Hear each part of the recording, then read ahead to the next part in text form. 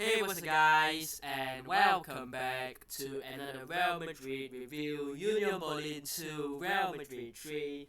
It is 6 from 6 in the group stage for Real Madrid for the first time, as I said in the preview, since the 2014-2015 season.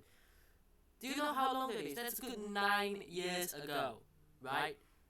Back then, Real Madrid still had Ronaldo, Benzema, Bale as the front three. Those were the days. It's been 9 years, we've been waiting, and you would have expected, maybe during the time that we won the three-peat, that we would have done it, but actually, no, we didn't. And that is factual. So this is the first time Real Madrid have won all 6 group stage games, and it wasn't a comfortable win, let's be honest. Because Union Berlin deserved something from the game. I'm not saying they deserved the 3 points, although certain points of the game I thought they did. But they deserved at least, I would say, a point from that game. Of course, Union Berlin needed a win at least to get into the Europa League, and they didn't, so they are completely out of Europe. But they were up for it. The atmosphere in Berlin at this stadium, 70,000 or whatever fans they had, they were up for it, and they got the first goal. We'll talk about it just a little bit, and they got the equalizing goal to make it 2-2, and they had the fighting spirit to get back at Real Madrid, and that's what we expected. Maybe for the equalizing goal, we probably expected it earlier, but still, it was a tough place to go, and we just went away to Betis at the weekend, and we got a draw. It wasn't the best result. It was disappointing. But, to bounce back, really going away to Union Berlin to get a win, to fight back, because we weren't really dominating the game, like I said at the start. We were down once, we were drawing once, and we still got the win. And that shows the fighting spirit. Let's talk about the goal. First goal from Union Berlin. Let's talk about how it happened. Firstly, Real Madrid had a penalty. We'll just talk about that. I think it was Dani Ceballos actually with the cross. Was it Diogo Leite? I have no idea who he was, who handballed it. Modric stepped up, took the penalty, and it was saved by Ronaldo. And I think he went out for a corner, and in the corner, went back to Ronaldo. But look, I saw Madrid Extra on Instagram put this post saying who should be Real Madrid's penalty kick taker, because apparently we've taken 3 this season and we've missed 3. I remember Vinicius Jr. missing one. Obviously Modric missed, and Rodrigo has missed. I think these were our 3 misses, right? So we have 3 players. I think those are the 3 who have missed penalties. So I'm gonna ask those of you in the comments who should take the penalty. But personally, I would still, if Modric is playing, if Luka Modric is playing, I think he has to be the one. I think the experience, he has taken it, he has scored before, and penalty kicks are hit and miss. You score or you miss, right? I still think the ratio for Modric in terms of scoring and missing is greater, and the same can be said for Rodrigo. With Vinicius, he hasn't taken enough penalties, so I wouldn't put the pressure on him. And he's not known for a penalty kick taker, so I wouldn't really say him. But I would put Modric as the first pick. I think Rodrigo said this before. I think it was 2 seasons ago. He was asked about taking a penalty, and he said in a game, the first penalty is Benzema, but it's no longer Benzema because he's not here. So then it's Modric, and then it's him, right? He's the third. Now he's the second. I still think if Modric is playing, it's Modric. If he isn't and Rodrigo is playing, fine. Rodrigo can take it. If both are not playing, give it to someone else. Vinicius, Joselu. I saw shots for Bellingham. Alright, I've seen shots for Fede Valverde. Alright, I don't mind. And look, it's fine whoever takes it, right? It's about whether they can score. And I believe that It doesn't matter whoever takes it. Rodrigo has got before. Modric has got before penalty. It doesn't matter, you know. It's really a hit and miss, like I said. So it's not really. If you are a certain player, you've missed one before. It doesn't mean you miss one every single time. So that is my opinion on it. Let me know yours. But then from the missed penalty, Ronald just kicks it out all the way forward. Alaba, I'm sorry, but that goal is because of Alaba. Look, he tried to clear it on his weaker right foot. He tried to just kick it out. Instead, he kicked it backwards, and it was Kevin Volland who wrestles past Lucas Vazquez easily and puts it beyond Kepa. We'll talk about Kepa later as well. Something interesting that I said in my preview that, you know, obviously kind of came true a little bit. And it's a simple goal for Kevin Volland at the half time, really. Second half, coming out better. Good play from Rodrigo. In terms of being a creator, I thought Bellingham was more quiet as compared to Rodrigo. I thought Rodrigo did more in terms of creating the chances. Of course, Bellingham was good again. But good cross from Rodrigo. Joselu scores a header, and he's clinical. And that is the thing that we need Joselu to be, clinical. As for the second goal for Real Madrid, once again, it's a cross in, and it's another header from Joselu. I think it was Francasia who put the cross in, if I'm not mistaken. But Joselu scoring 2 goals with 2 chances, being clinical is what we need. I said this, right? I think in the preview, if I'm not wrong, you have to start probably Joselu to get him his confidence. This is the kind of game. If he can score a goal, let his confidence be there. Let him get his confidence boost. His morale, let him play because he might score a goal. And funnily enough, he didn't just score 1, he scored 2. So that is good for him. That is good for the team. But let's talk about the equalizing goal. I don't know how they got it because I don't think it was expected. But I think it's Alex Crow. That was out of the box. You know, he took a shot really unexpectedly, I think. And he beats Kepa. And it was a good shot, really, to be fair.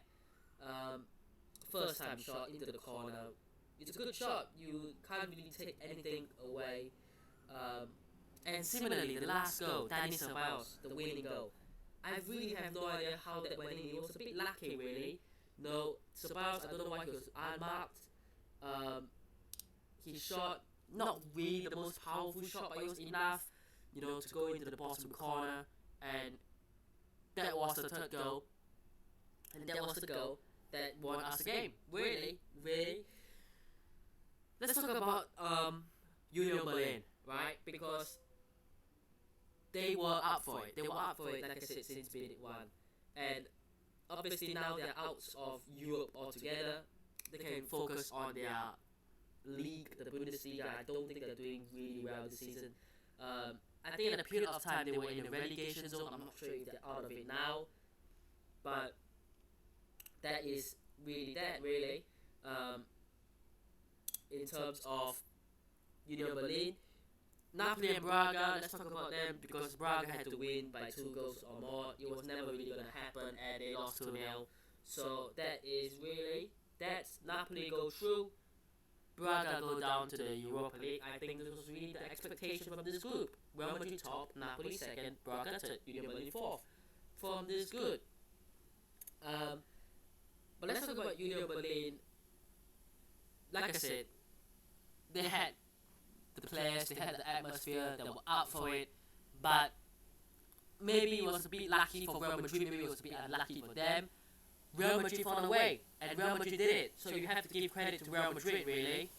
But let's go through the starting 11, and just kind of go from there, really, to end off.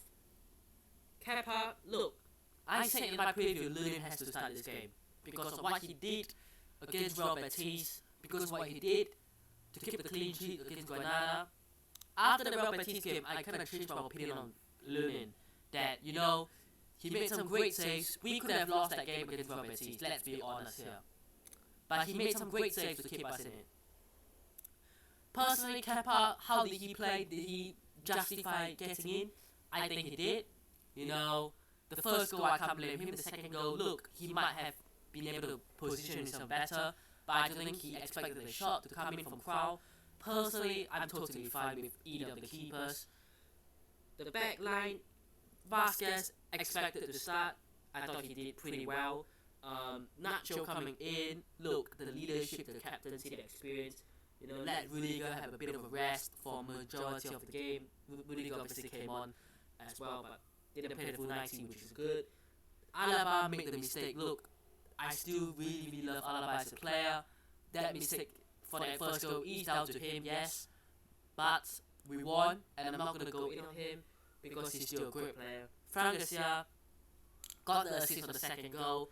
I don't know why he didn't play or even come on for I don't know how many games it was prior to this game.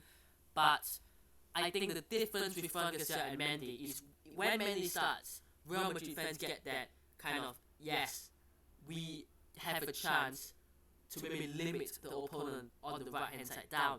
But when Fran Garcia starts, we have the kind of, yes, maybe we can get some crosses in. And that is good for Joselu as well, because for Joselu, if Fran Garcia starts, he knows Fran Garcia is going to go down the left byline and get a cross in the box for him. And that is exactly what happened for the second goal. But that will happen more. When Fran Garcia comes in, he's an attacking left back, right? Defensively, he isn't as strong as Mendy, but they both have different kind of weaknesses and strengths. Mendy defensively is better, but Fran Garcia offensively is better. So, look, we want to have that balance in certain games. I think this game was perfect to go with Fran Garcia. I went with Mendy because I didn't know if Fran Garcia was going to get a game, but he's back. Fair enough. Midfield, it was interesting because it was like maybe more of a 4-4-2 as we always expect. Valverde, Modric, look, Fede Valverde, quiet, had a decent game. I'm not going to say anything because I didn't realize, he even played. Modric missed the penalty, but hey, like I said, penalties are hit and miss.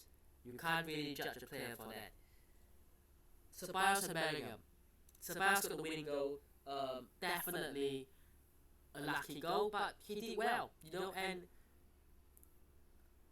against Betis he came on and didn't really offer much. And, Ceballos is a good squad player, but I wouldn't say he's a good player to be in the starting 11 week in, week out.